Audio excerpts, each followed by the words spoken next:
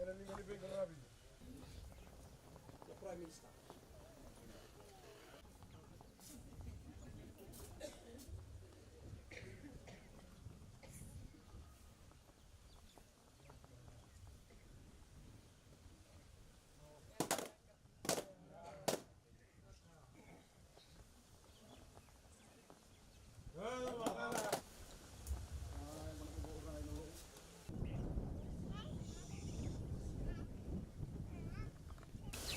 Thank you, Madam MC. The Turangana Bunivalu and the Vanua of Nawaqavesi, the elders, invited guests, respected heads of schools from around the district, Minister of Education officials, other invited guests. Special welcome to all the ladies, Bulavinaka children, our builders and contractors, ministry officials, media partners. I forgot. Nisayandra Vinaka. Assalamu alaikum, namaste, and a very good afternoon to you all. First of all, my sincere apologies for arriving a little bit late. This is probably the fourth school we visited from this morning, and our sincere apologies. And thank you very much, the Vanua, for the warm words of welcome and the Sevu presentation. Very much appreciated. To the beautiful children, thank you very much for singing the national anthem in 3 languages. Very beautifully sung. And I saw the shock on the faces of the elders when they sang in the Hindi version. And ladies and gentlemen, if I can just start by saying that we at the government level, we are very much interested in ensuring that we build up our community bonds with language. We need to break down language barriers. We need to understand each other's language, because we all live together, but if we don't understand the language, it defeats the purpose. We have a wide diversity of cultures in Fiji. We live within our own cultures, our faiths, etc. But understanding and speaking each other's language is probably the best way forward for us to coexist peacefully. And at the Ministry of Education, we have a curriculum. We have a curriculum that we call Conversational Hindi and Vosavakaviti. In that, the Itoke students learn the conversational Hindi, and our Hindi students learn conversational Itoke language. And I think they may not have understood what they are singing, but the fact that they have learned the language is probably one step forward. And I urge the teachers to ensure that the children know what they are saying. That's very important. Okay? And we will carry this syllabus across to ensure that we understand each other's language much better. It's a pleasure to be here, and for your information, this was the first school I visited when I joined Ministry of Education. First school, my first visit to the school was this school, because one of the priorities I had was to ensure that none of my children study in tents. I had made that statement initially. The first speech I made was to say that I want to make sure none of the children across the country where schools had been devastated by TC Winston actually study in any sort of tent beginning 2019. And we did that. There was one school in Ba which had a tent, and we had to remove the tent and said, because the tent is there, the public perception is children are studying in tent. So across the country now, I can assure you that none of the school children, even the buildings are not fully constructed, none of the school children are studying in any environment that they used to study post TC Winston. The Madam MC spoke about TC Winston. We all were affected. The homes were blown away, crops were destroyed, poultry, livestock were destroyed, our schools were destroyed, roads, electricity, you name it. 2016, February probably was the darkest days for us. We lost a lot of things. You lost your school. Your children lost their belongings. The parents lost their farms and homes as well. Some people even got injured and some lives were lost as well. We are still rebuilding. We haven't rebuilt from the aftermaths of TC Winston. There are certain schools that are still yet to be completed. Yeah? So at this point of time, ladies and gentlemen, I'd like to thank our contractors for finishing the work in time. And we have the representative here, the boss himself.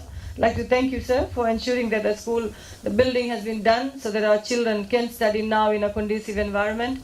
And of course, you'd understand everything comes at a cost. We had close to 434 schools around the country that were destroyed, damaged. whether partially, fully, little. 434 schools sustained various levels of damage. And as we progress into the third year post-TC Winston, we have done close to 90%, I can assure you 90% of the schools have been rebuilt. But we still have some schools that are not rebuilt. $214 million was spent alone by the government for rehabilitation work. Of course, at this point, we cannot forget all the other organizations who helped us out. Our international partners, the donor agencies, the faith-based organizations, corporate bodies, who all came on board and tried to lend a hand in ensuring that our children went back to classes. Our Prime Minister's instruction was, fix the schools and get the children back inside schools as fast as we can. So for that purpose, we had tents, etc., so that education could continue. And we did continue, and we are into the third year of that. Minister of Education is assisted by the Minister of Economy, which has a construction implementation unit, in also looking after various schools, and 206 schools were looked after by the Minister of Economy under the construction implementation unit. We have 125 schools across the country, which are currently receiving minor upgrade works managed by my ministry. We have completed over 400 buildings, new buildings, which have been constructed, and 1,350 buildings have been upgraded. Ladies and gentlemen, when we did a survey, when we did an audit of our infrastructure, we found out that many of the schools that were destroyed did not have proper plans. Your school, I note, was built in 1972. I must have been a year old. I was born in 1971. So obviously the school was very old. And schools were just built without paying attention to other details. Now we are building back better. This government's policy is to build back better, meaning should another category 5 cyclone come, I'm assured that your building would be safe. And you should be assured that this building will be safe, and this building can even act as your evacuation center. The community can take shelter in this building and be safe. Your children would be safe. Our elders, our sickly would be, our disabled people would be safe. So let's all pray that we don't have a cyclone above category 5. That's what we can do. You and I cannot stop cyclones. Scientists predict that cyclones in future are going to be stronger. And this is because of climate change. So it's important as a community, you and I understand what climate change is, what we can do about it. Why are we going to have more floods? Serious flooding. Why would we have severe droughts? How did it affect us? Because we live in the Pacific, this is a reality for us. Our Prime Minister is a global champion when it comes to climate change because he knows his people are being affected. And you and I have seen it, what TC Winston can do to us. So we've got to be prepared. Like I said, we cannot control disasters, but we can do our bit in protecting our environment from that. Again, at this point, if I can thank everybody again, once again, our overseas donors and international and regional organizations, all the charitable organizations, the local agencies, parents, teachers, everybody and anybody who has put a hand in ensuring that we have a beautiful, completed classroom in front of us. At the ministry level, ladies and gentlemen, we are looking at reviewing of the school maintenance handbook. We want school maintenance to be consistent, ongoing. We can't say now the building is built, after 20 years we will start to maintain it. No, the maintenance of the building must be on a regular basis. If there's something to be fixed, it needs to be fixed immediately, rather than letting it and then 10 years later we say, oh, the roof has fallen down, or this is wrong. So the school maintenance handbook is under review, and very soon we'll be circulating it. And of course, like I said, all new projects under this government will be on building back better, with proper structures, planning and everything. And I think our builders would be in a better position to tell us that. And of course, I believe that the new building is going to attract more students to this school now. Obviously, new infrastructure, parents like sending their school to beautiful new classrooms, and this will obviously help you increase new roles. So this project, ladies and gentlemen, has cost us $749,375. Government's investment at Nawaqavesi for our children, for the community, stands at $749,375. And again, we can build buildings. I can give you 5 new classrooms later on. But the quality, I said I can, but what quality is being taught in the classroom is important to me, right? We can have the best buildings, I can give you the best of everything, but coming back to the teachers, what you teach our children is what should matter. You must never, to all the teachers here, please do not compromise quality education. Look after these young minds. These are the ones who are the future of our country. And you are the model, you are the guide. They will model your behavior. And teachers now are under public scrutiny more than ever. What we do, what we say, how we behave, in and outside the school, the public is watching us, okay? So I'm sure you will work very well with the community. Your head teacher is here. The other heads of schools from the districts are here. Keep the name of Reki district up, okay? On another note, again to the teachers before I come to the parents and the management, a lot of policies are designed within the Ministry of Education to protect you and protect the children. One of the new policies that we have done is the Student Code of Conduct policy. How students should behave. How should they behave in and outside school? How should they behave with their teachers, with their fellow students, everybody? So to the parents present out here, a lot of mothers are here. I'm not saying it's your responsibility only, the dads, the grandfathers, the grandmothers. It's how we nurture our children in the home. With that values, with that behavior, they come to the classroom. So your role is equally important. What you teach your children, what you feed your children. How much attention do you pay to your children on their cleanness, on their uniform, on their food and everything? That's your responsibility, okay? Please be very interested in what happens in the school. Come and meet your teachers when you have time or when there are issues that you want to discuss. And the teachers, you should always receive parents with open arms. Because if they were not here, the children would not be here and you would not be here. Simple as that. We are here because of the children. We are here because we have a duty to serve our communities. Okay? While examination results are important, yes, they are very important at the end of the year. What you do throughout the year in nurturing our children is also very important. Communicate policies to the parents. If you pick out behavior that shows indiscipline, talk to the parents, find out why is the child behaving like that. But at all times, please ensure that you do not inflict corporal punishment on the children here. Zero tolerance to corporal punishment. The same applies to parents. If you have behavior, violence, domestic violence, and you know how things happen in the home, you scream and shout, and the men end up beating their wives, or the wives end up beating the men, I don't know. But domestic violence is something that children catch very fast. They see you fighting. They see their moms bashed up, or they see their dads come home, drink and talk in a rowdy behavior, and they start thinking it's all right for me to do that. So as elders, if we want our children to be disciplined, please let's practice discipline within our own homes. When the child goes home, don't ask him to pound grog for you. Oh, just do that grog bit, then go and study, son, or go. Of course they have chores to do at the house. They can help you around the house.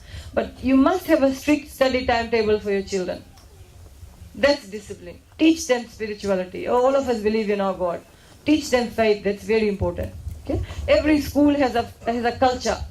And to the teachers, please respect the culture of the school, respect the culture of the community. That's very important. Okay?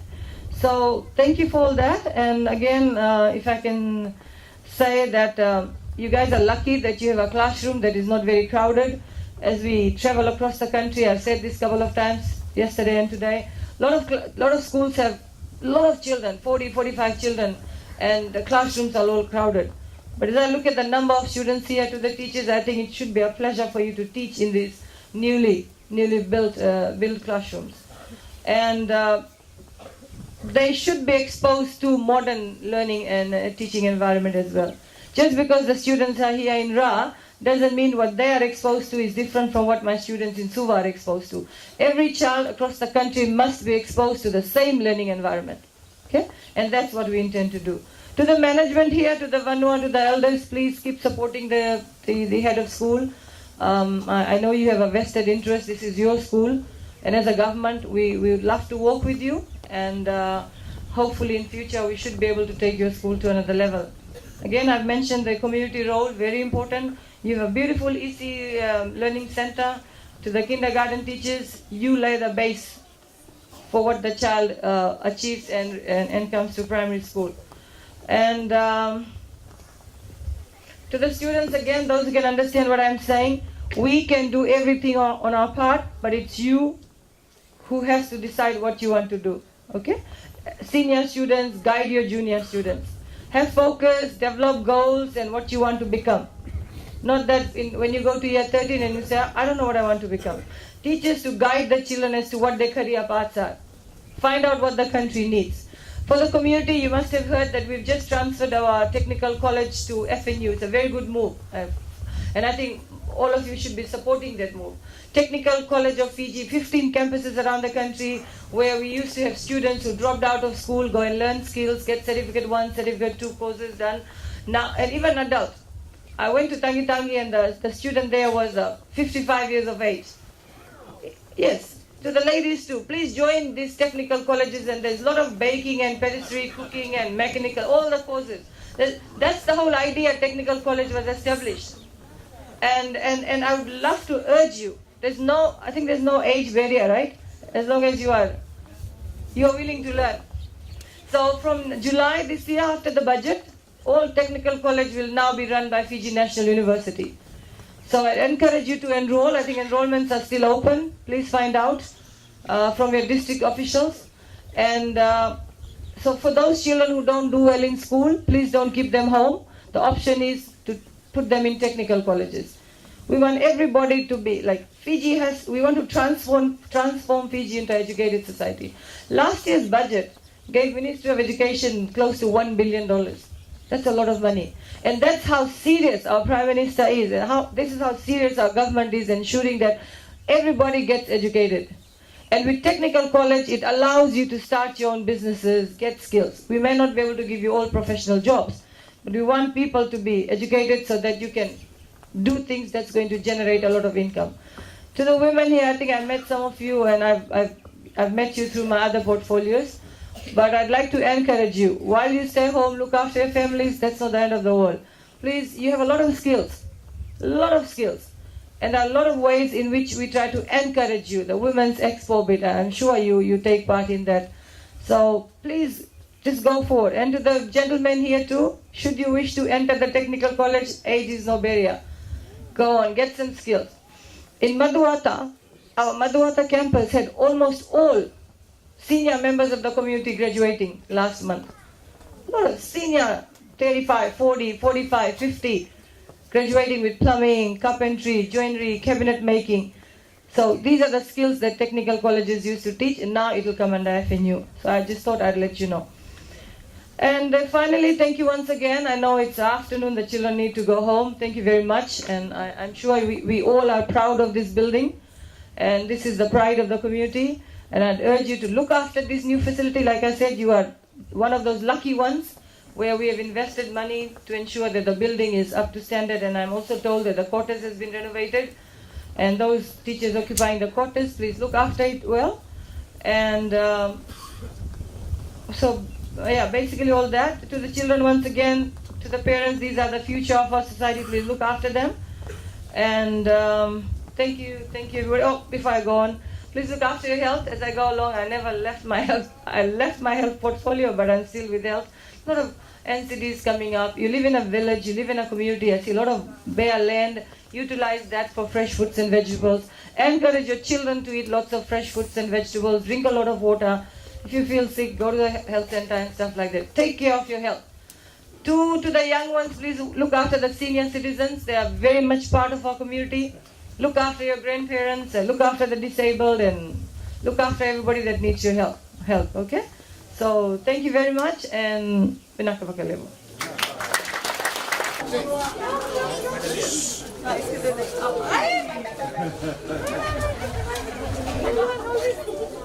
Tara ni coach, tara. Tara ni coach. It's going to cut. Oh, it's very heavy children in the creek. Tara ni coach. Tara. Tara na. Oh, sama. Come on. Yes.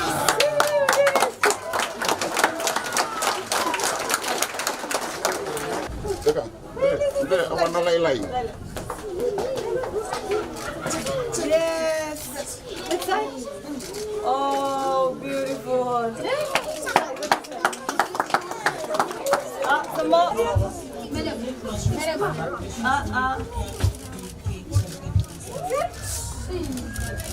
Oh, come in.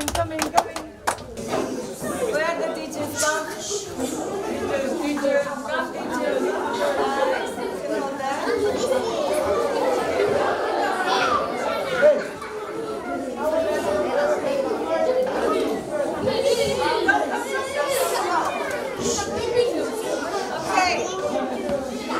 Okay.